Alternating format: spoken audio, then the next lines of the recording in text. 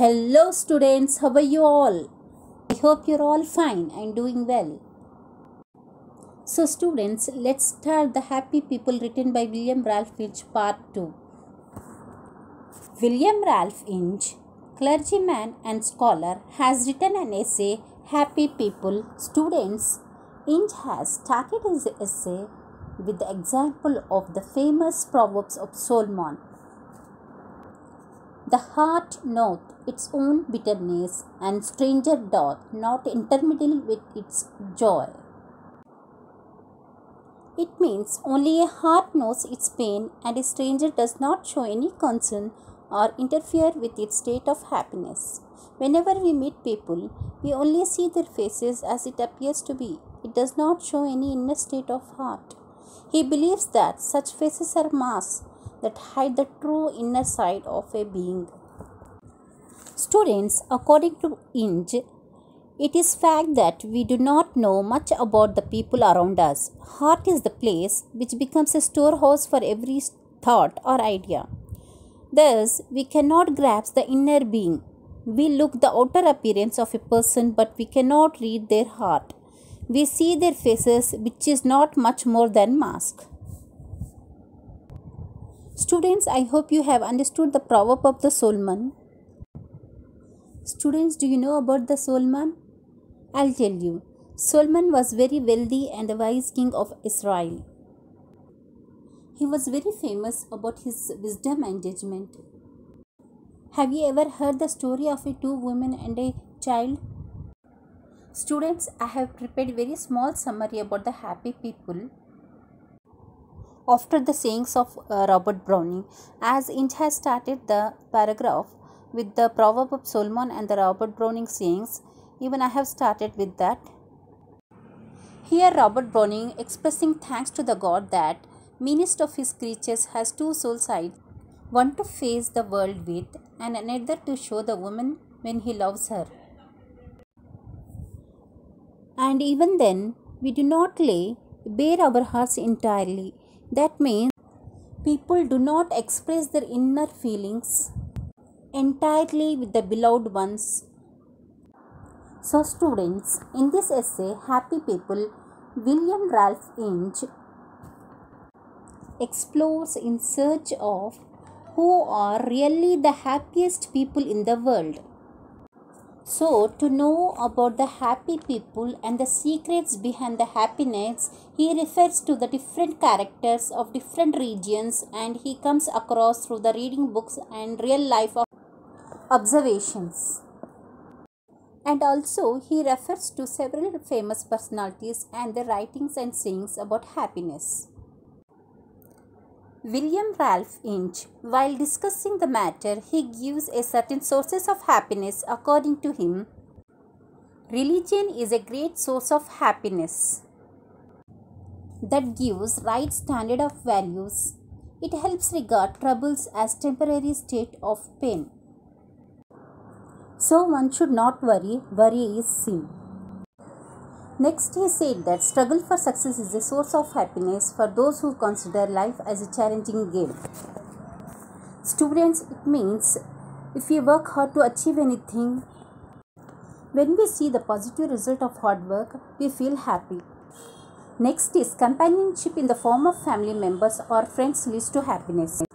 And also, marriage is a relationship between two people that brings about happiness. But all it depends on whether the pair are well matched, and very bad choices are, I think, the exception. And next he said, not having any causes to lead a life or not having any responsibility towards life and leading a carefree life is also identified as a source of happiness. Often young age people fall under this category. Next we'll see kinds of people to be happy. The author identified a person struggling for his success. Next he said, young people are the happiest people because they don't feel any responsibility. Next he said, married people are the happiest people in the world. Then the single one, because they commit less suicide. Because married people can share their feelings, tensions. By sharing they can lessen their burden. Next he said, person who does not have any cause to live. Means no cause, no expectation, no aims. So that person remains always happy. Because when you expect, you don't achieve, you feel unhappy. Next he said, people living in monasteries and nunnery are happiest person in the world. But students running away from life ought not to make people happy. Unworldliness based on ignorance of the world is less admirable. Next he said, busy are the happier than the idle, and the man who has found his work much happier than the man who does not found it. Next he said, mad people are the happiest person in the world because they feel they are the emperor of China and they remain happy. Next he said that the saints are the happiest people in the world because they know right standards of value of life. Life is a mixture of happiness and sadness. Good days always follows with the bad days. Like I have given the example of the seasons in the part 1. In summer season, leaves of the tree get dries and falls down. Next in rainy season, the new leaves sprout out. So if we can face the bad days courageously, then only we can enjoy the good days. So related to saints, he has given one example of Sadhu Sundar Singh. Students, before starting the Sadhu Sundar Singh story, let's see what is the personal opinion of Inge about the happiness. So he was very clear of his personal life experience. So he found that answer is odd. No one remains all the time happy or sad. So we are never either so happy or so miserable as we suppose ourselves to be. Students, we talk about the Inge's attitude towards the Sadhu Sundar Singh. He reads about a famous saint, Sadhu Sundar Singh, in a book written by Kenan Streeter. He learns about how Sadhu has undergone different kinds of harassment. In spite of treacherous experience, Sadhu appears to be happy as a Christian saint, Saint Francis of Assisi. Students, do you know what? Sadhu Sundar Singh has born in a Sikh family. When he wanted to change his religion into Christianity, his father has expelled him from his house and life. After that, he has undergone different kinds of harassment. Though he appears to be as happy as Christian saint, Saint Francis of Assisi. The Sadhu was referred to as someone who resembled Jesus Christ for the English. Inge seems to be very impressed with the character Sadhu Sundar Singh in this book and strongly recommends to his readers. Inge believes that the readers would feel better after reading this book. Students, let's move to next example. Here, Inge discussed if a fairy godmother would grant him wishes, he would seek 3 wishes. Firstly, he wishes for the wisdom like the King Solomon that would help him estimate the relative values of things. Secondly, he wishes for domestic happiness. Finally, he would wish for his recognition by the fellows that is considered as a strong and proud virtue. So students, already we have discussed about the busy people are happy than the idle one. Firstly, he seeks for the wisdom like Solomon. He asked for wisdom because he wanted to help his family and friends by giving good advice and suggestions to protect them from the problems. Secondly, he wishes for domestic happiness, good family and friends. Finally, he wished for his recognition by his fellows, approval of his fellows, that his helping nature is good. Like nowadays, you are hitting a bell icon, giving approval to the best performance in the channel. Next, let's see the example of Inge's view on Napoleon's comment. Inge quotes is said to have recommended a hard heart and a good digestion as a chief condition of happiness. Inge agrees with Napoleon on a good diet to the cause of happiness and supports his view. However, Inge disagrees with Napoleon on the first recommendation that the heart does not show sympathy or affection can experience true happiness. Students, here what does it mean? Napoleon has won the world with his hard-heartedness, but he did has not won the people's heart.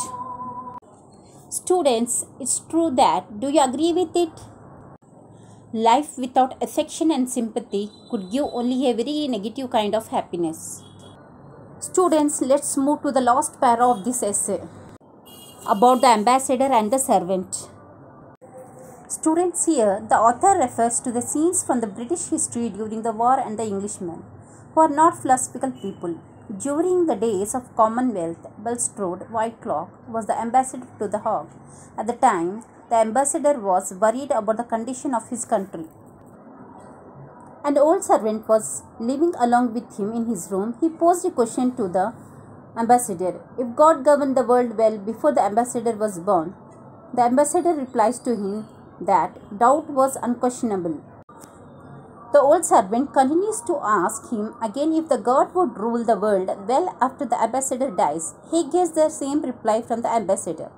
The old servant questioned him again if the God would govern the world well while he is still living in this world. The ambassador ignores his question and falls asleep. The author is referring to non-philosophical people who live in the world to commit crimes in the name of war. The innocent old man seems to be troubled with the war going on for so many years. He seems to be tired and questions his master on governing of the world by God. The author is trying to convey the message that the world was in a good state and the people were happy. His trust in religion depicts that he firmly believes in God as a supreme ruler, and having faith and trust in him can bring happiness to people. Students, here king was in worry whether tomorrow he is going to face victory or defeat. So, old servant has asked the question, when you believe that before your birth everything was good and also you have trust in God that after your death also everything is going to be good, then why you don't trust when you are alive? So students, last para episode is relevant to In's essay as it is not in our hands to be happy or unhappy. It is will of God which makes us happy or unhappy. Students, the author wishes to communicate through this essay is that faith and trust in God can enhance one's state of happiness. And he has strong belief and faith in religion and God. He even asked the readers on several instances to read books of characters he has described in this essay. He has referred to saints from different religions and even compares them to explain the root cause of happiness. Causes of happiness. At last, Inge makes his famous statement, the happiest people seem to be those who have no particular cause being happy except the fact that they are so. So students, I hope this lesson is completely clear for you. Students, I have already posted the part 1 of this session, Happy People. Immediately go through it because knowing about the poet is very important. So meet you in the next session with the poetry called The Psalm of Life very soon. Do not forget to check our link. That's all about this session. Students, thanks for joining. If you really enjoy this session, express your love by hitting like button. Do not forget to leave your valuable feedback. If you are new to this channel and not yet subscribed, please subscribe the channel and press the bell icon to get upcoming details. Bye. Until then, keep learning.